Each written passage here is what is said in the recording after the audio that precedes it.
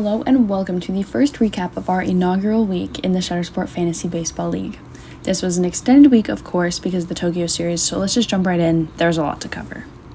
We're going to start with the easiest matchup to recap here, and that would be Clint versus Joshua. This one's easy because Josh essentially tied for the best week in the league, and Clint still hasn't downloaded the Yahoo Fantasy app. So Clint and his Beware of Carjacking team totaled league worst 970.83 points over the week, and his team's plagued with injuries early on. And honestly, most of the teams in the league are plagued with injuries, but at least everyone else can log in and put those guys on the IL. Clint's really not doing that. However, the standout player for the Carjackers was Kyle Tucker, who scored 191 points. Brent Rooker and Shea, I didn't look up how to say that name. It'll be on the screen, low-key. Were also had notable weeks. But just looking at these two rosters, I don't think Clint's team really stood a chance, because Josh's team, and Teoscar goes too, recorded a league second best 1,481.97 points, with Aaron Judge in his monster start to the season obviously leading the charge with 192 points. I honestly didn't check, I think that's the best score from any individual player this week, so that's kind of crazy.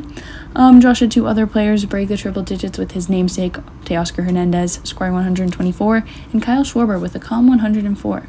Josh proved early that his team has one of the best rosters in the league, and it will definitely be a week where you're going to want to pay attention. But that's okay, Clint, there's always next week. Moving on to a closer matchup, myself, Katie versus Austin. Now, this was a tough one right out of the gate for me, facing Austin, whose name is Too Many Games. Can't believe I lost to someone who doesn't even like baseball, but his draft pick was definitely better than mine, so that's my excuse. Austin scored a league-high 1,488.80 points this week and is an early favorite for the President's Trophy, unfortunately. Looking at his roster, it's actually pretty concerning. He has Tatis, who scored 104 points, and Pete Alonso, who had 127, but where he really got me was pitching. Yamamoto had 108 points, and Schwellenbach had 103, and Evaldi had 120. Scary stuff from his rotation, I cannot lie. My team is nowhere near as top-heavy, and actually I would say I've got a quite well-rounded team. A little scrappy team on my hands here.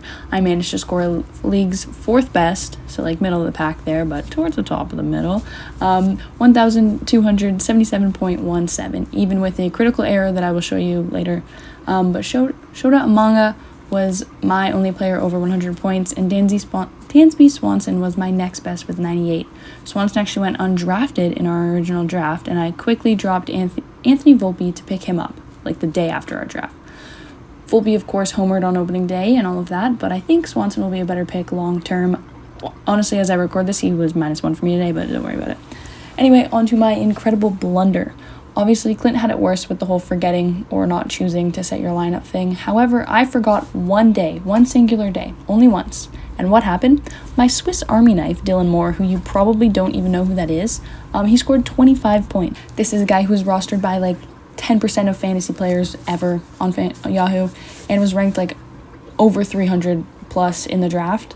But I knew he would be a good pickup. My fatal flaw, of course, was forgetting to set my lineup on a day where he went 1-for-1 with a home run, a stolen base, and 2 walks. On that same day, Seiya Suzuki had a single, 2 home runs, 5 RBIs, and a walk, totaling 43 points on my bench. Romuto also had 10 points on my bench, and whatever. Some of those guys I probably wouldn't have put in anyway, maybe, depends. And the rest of my roster is pretty good. Except that day, they actually all decided to suck. Bryce Harper, Dansby Swanson, Vinny Pasquantino, and Jared Duran combined for a -8 points. So I was down 80 points, which obviously wouldn't have won me the week anyway, but it was a very notable blunder and no doubt shifted the chemistry in the locker room of my squad. So that was an unfortunate week for me. Looking to bounce back, we'll see how that goes. I have faith in my squad. Anyway, another tight-ish matchup was Cam's North Korea team beat Big Boom Pearl. He scored 1,329 points to Eli's 1,199.50. Cam had a big performance this week from Jackson Merrill and Zach Wheeler, each scoring over 100 for him. However, Merrill is now on the 10-day IL, so we will see who Cam's squad turns to in this next week. Eli's team had a great performance from Alex Bregman, who he almost didn't draft. I know he had some issues with he wasn't slotted in the second base role. I guess he figured it out. But he had 111 points, and his best pitcher was Garrett Crochet, who had 80.90 on the week. Both Cam and Eli have solid squads that'll put up a competitive matchup in the weeks to come. And we will get a preview of next week's matchups after we head to the final battle of two non-ball knowers.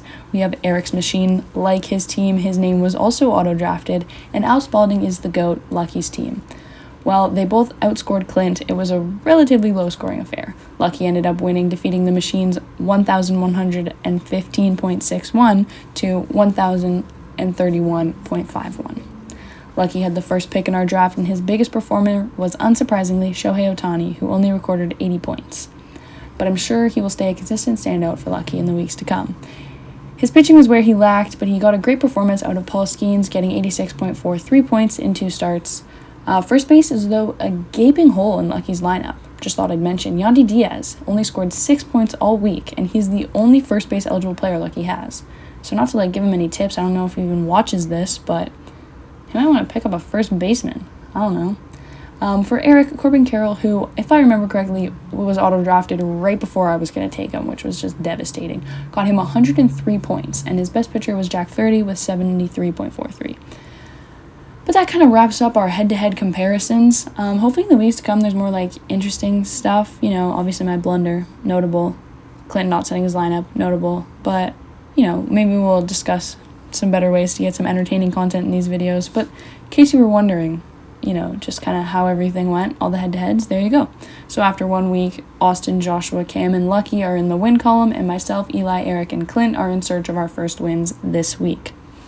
Speaking of this week, we have a marquee matchup of Joshua versus Austin, the two battling early on to keep that top spot. Then Eli and Lucky should be another close matchup. Clint and Cam could be a good contest depending on if Clint has installed the app or not. I'm honestly not sure. And then me and Eric's Machines is projected to be a tight one too. So definitely want to tune in next week to see how all that goes. But that's all we have for the week 1 recap. Let us know down below whose team you think is winning it all. And please tell Clint he should log in. Also, nominate who you want to see do the recap next week, because I want to take turns and it probably won't be me, so let me know who I should appoint as the spokesperson.